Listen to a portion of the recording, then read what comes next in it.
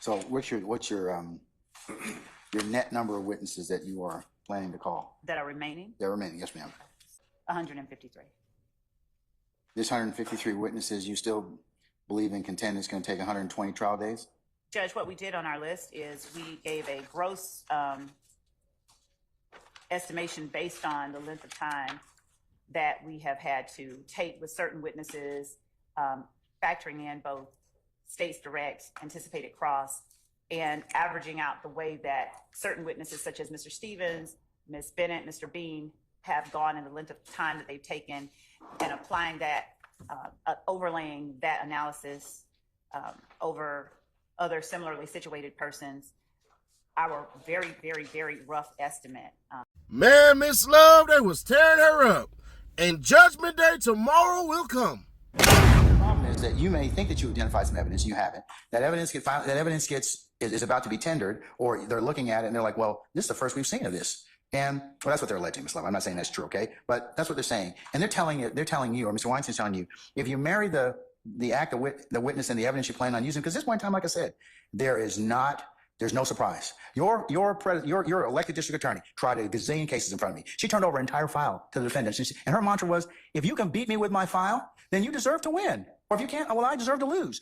At this point in time, turn over everything. There should be no surprises at this point in time with identifying evidence and everything else that goes along with it. So what I'm going to do is two things. I want you to catalog these particular. I want you to, for each act and ban that you're going to present, I'd like you to add the evidence you're going to call. I want you to, because here's the thing what will happen is, one, if they have an objection, they can put it in writing or they can file it early and I can go ahead and do with it, like I said. And if they don't, or you say, well, they say, well, we didn't give that to you.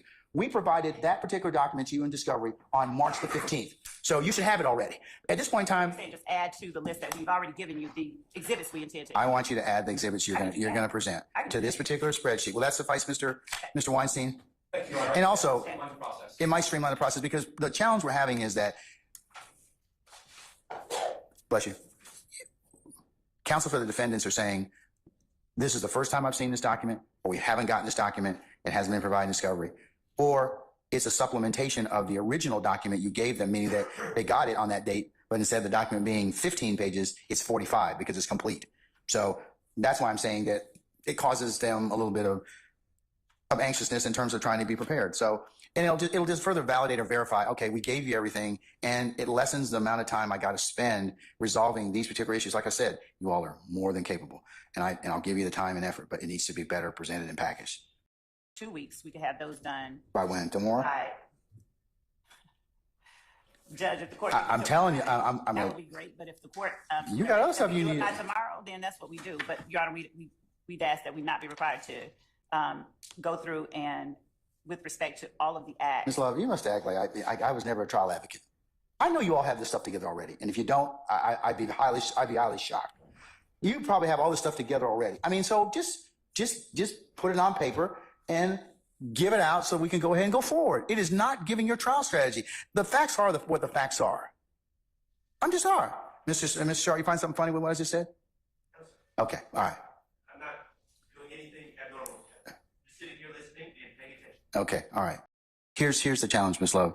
Mr. Sharp brings up a good point. Say Ms. Hilton gives the 5 calls, but instead of 5 calls on the morning, it's 8 calls. And they haven't identified or listened to those other 3 calls. That's what I got to take up, and that's what usually causes the issue. You've not done that, Judge. No, I don't disagree, because that's happened on a couple of occasions.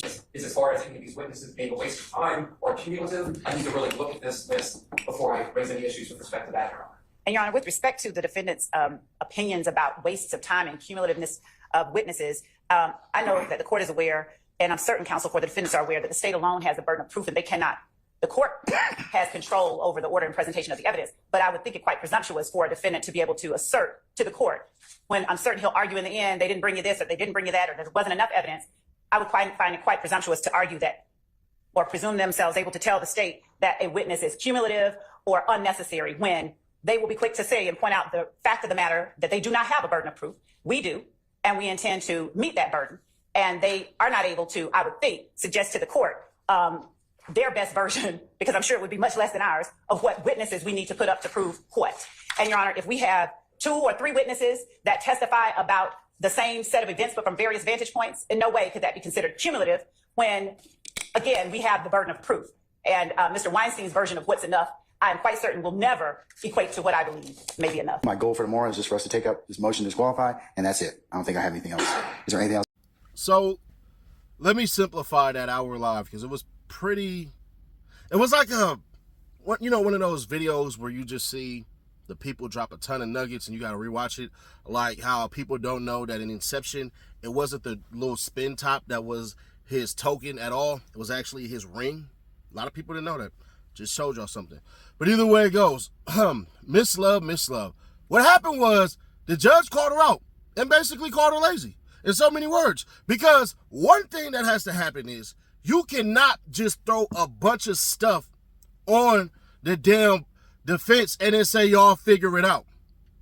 That's sloppy. And it's like a diversion tactic. It's essentially going to make sure that you don't have a good case. And like he said, Miss Willis said, bro, if you could beat me with my own evidence, I didn't deserve to win. It's just the facts of the matter. Because what you are supposed to have as a prosecution is the facts and the crime committed, and that's what it is, and it's definitive. You can't say anything. That's like me saying, hey, bro, you there watching right now.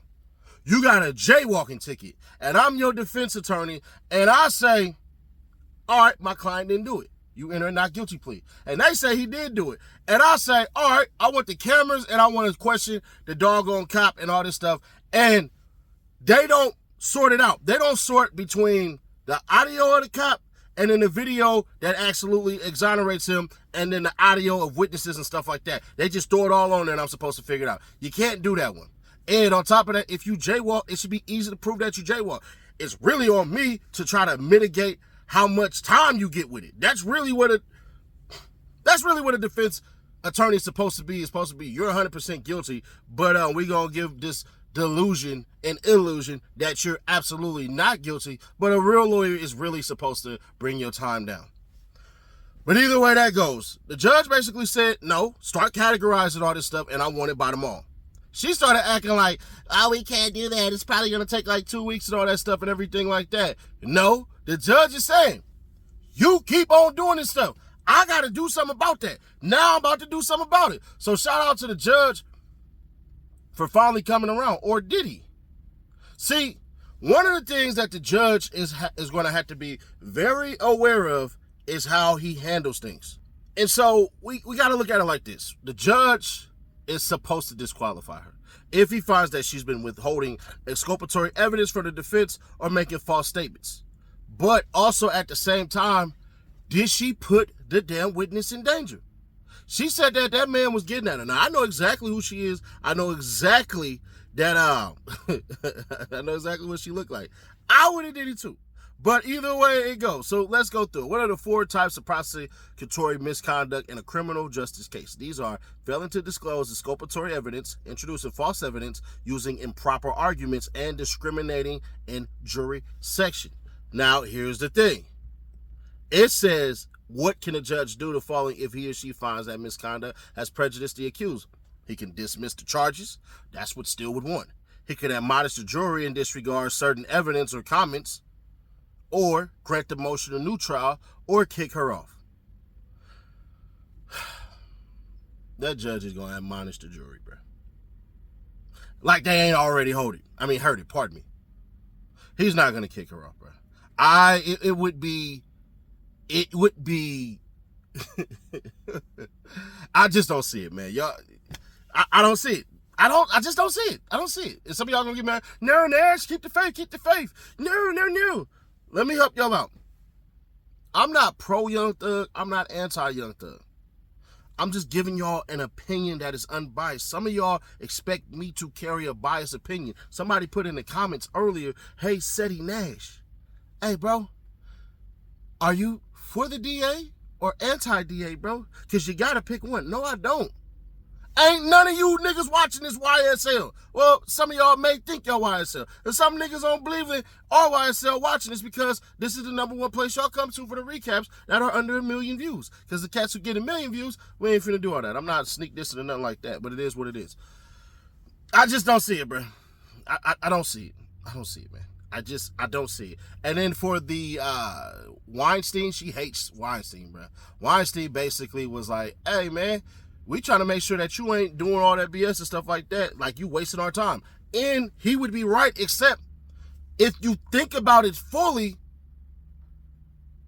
them using all these witnesses damn near helped Young Thug to implement a seed of doubt, because remember, it's beyond reasonable doubt. One of the cops said they only seen 3 people. So, if you only seen 3 people, that's seeding doubt right there. Because everybody else said they seen 4 people running from the car. So, it's stuff like that with Weinstein. May seem smart, but Weinstein absolutely sounds stupid as hell. And like the judge said, no, that's on me to figure out. Nigga, you sit back. Because Miss Love made the point and she was right. No, I'm not supposed to say this. By saying, yeah, that all sounds good, but bruh, if there are 5 people who witnessed the crime, I need to talk to all 5 of those people. It just is what it is. I need to get their witness statements down. I need to do this and I need to do that. Truthfully indeed. But something about this list is kind of stupid too, right? Y'all had Baby in there. Y'all had Lil Wayne on there. Y'all had Rich Homie Quan. None of them niggas is going to show up. So what are you doing? Then on top of that, the judge basically did something he should have been did. When he see they started arguing and they can't act amicably, they're acting like children. Bruh, I need y'all to CC me, my homie and little homie, all the stuff that y'all sending all the time, because Miss Love messed around at like 11 o'clock at night and found something on Instagram and then sent it to him early in the morning and then try to bring it up. And then the judge like, yo, depending on what it is, like it God forbid, but let's say somebody say, yep, you know what, I killed all these people, nigga, YSL for life, nigga, here's the gun, here's the bullets, here's the crime and stuff like that, then yeah, it don't matter when, because you know what I'm saying, all of that BS. But there has to be a certain point in time where you gotta say, goddamn woman, you had to either exclude this or, you know what, it's not gonna go in, and that's what the judge is on. But y'all, let me know your thoughts on this one, man. Share to keep your people aware. Subscribe, turn on the bell, stay notified. Check out the Rod Wave video that's pinned in the damn comments. His lawyers had to come through with a scathing goddamn report that I'm not going to be able to report on. But, bruh, Rod Wave is not a felon. So for the police to charge this nigga as a felon, a possession with a weapon, is kind of stupid. But we'll see what goes on with this.